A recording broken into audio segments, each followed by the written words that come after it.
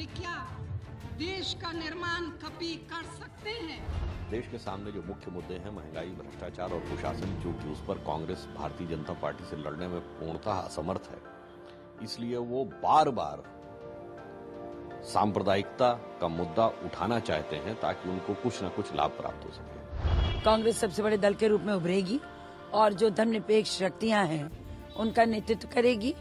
जो जातिवाद और सांप्रदायिकता का जहर घोलने की कोशिश करते हैं, वो खुद को सेकुलरवादी करके लोगों के सामने जाते हैं। भाजपा की बढ़त के लिए और मोदी की बढ़त के लिए हम कांग्रेस पार्टी को भी बराबर का ही जिम्मेदार मानते हैं। इस देश का सेक्युलरिज्म इस देश की मेजॉरिटी की वजह से है। इस देश का सेक्युलरिज्म सिर्फ माइनॉरिटीज की वजह से नहीं है। ये जनता है, सब कुछ जानती है। जब वक्त आएगा तो किसी भी हाल पर मोदी को हराना है, तो जिसको हमको बेहतर समझ आएगा, जो अच्छा लगेगा, हमारा समाज जिसको कहेगा उसको वोट देगा।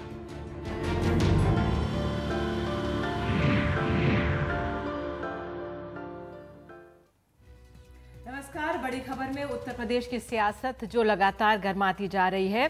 बीजेपी की सेंट्रल कमेटी आज अमेठी और रायबरेली सीट के लिए अहम फैसला ले सकती है। राहुल गांधी से मुकाबले के लिए अमेठी से स्मृति ईरानी तो रायबरेली से सोनिया गांधी को चुनौती उमा भारती दे सकती हैं। उधर बनारस की सीट पर देश भर की नजर है। दिग्विजय सिंह के बाद अब राशिद अल्वी ने मैदान में उतरने की पेशकश की है। आज वित्त मंत्री पी चिदम्बरम ने भी मोदी के खिलाफ लड़ने की इच्छा जाहिर की, लेकिन साथ में यह भी कहा कि उन्हें हिंदी नहीं आती।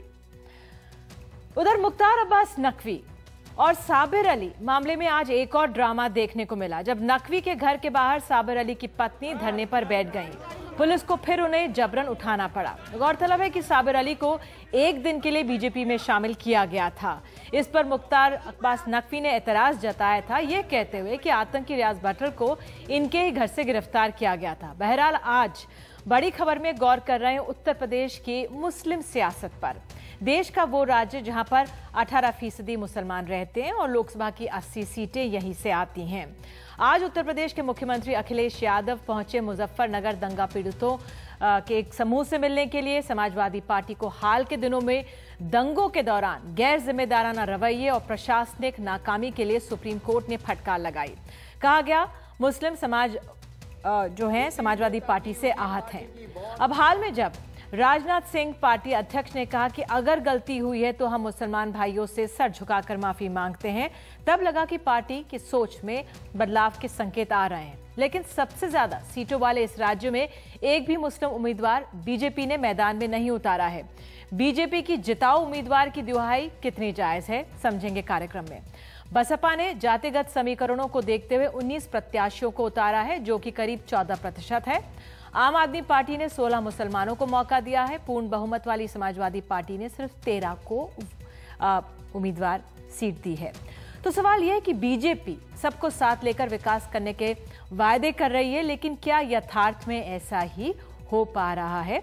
कार्यक्रम को आगे हम बढ़ाते हैं। हमारे साथ खास मेहमान जो जुड़ चुके हैं, आपकी मुलाकात करा दें। मीम अफजल साहब, नेता कांग्रेस, सुधांशु त्रिवेदी, नेता बीजेपी, जुड़ने जा रहे हैं। सैयद आसिम वकार, नेता समाजवादी पार्टी, राजकिशोर तिवारी, वरिष्ठ पत्रकार, और सैयद अतहर दहलवी, चेयरमैन हैं अंजुमन मिनहाज ए रसूल के हमारे साथ। लेकिन सबसे पहले मुजफ्फरनगर पहुंचे उत्तर प्रदेश के मुख्यमंत्री अखिलेश यादव ने मुसलमानों को लुभाने के लिए मोदी पर तीखा हमला बोला है। आइए सुनते हैं कि अखिलेश ने क्या कहा। यहाँ पर झूठा प्रचार कर रहे कि शेर दिए हैं। आपने अखबार में पढ़ा होगा, पत्रकार साथी जानते होंगे। ये जो प्रधानमंत्री जी के पद के दावेदार हैं, उन्होंने कहा कि उत्तर प्रदेश को शेर दिए हमने। हम स्वीकार करते, हमने शेर मांगे थे और शेर मिले हम लोगों को।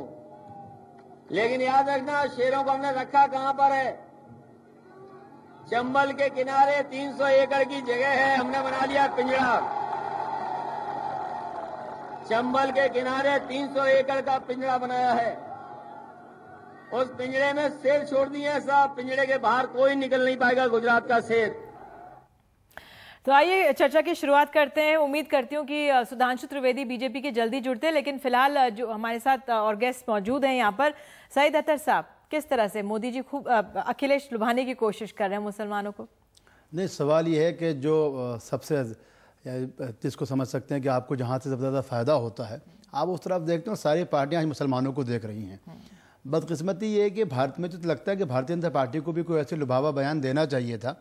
यहीं पे आके उनकी जो सब कुछ नज़र आता है, जो उनका झूठा सेकुलरिज्म है, झूठी तरक्की के जो वादे हैं, सबको साथ लेकर चलने की जो वो बात करते हैं, वहाँ उनके भी वो चीज़ नज़र आती है। और अखिलेश यादव ने जाहिरी बात है कि जो कुछ कहा है वो मुजफ्फरनगर दंगों में जो कुछ भारी नुकसान मुसलमानों को उठाना पड़ा है, और अखिलेश इस बात को भूल रहे हैं कि नरेंद्र मोदी और मुलायम सिंह यानी अखिलेश यादव की सरकार के बारे में सुप्रीम कोर्ट की टिप्पणी दोनों के लिए एक जैसी है।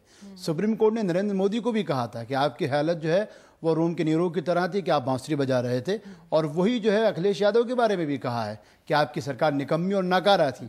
लिहाजा इस मौके पे उन दबे कुचले लोगों को, जिनको वादे दिखा के, जिनको खिलौने दिखा के बहलाया जाता रहा है, फिर एक नया वादा है।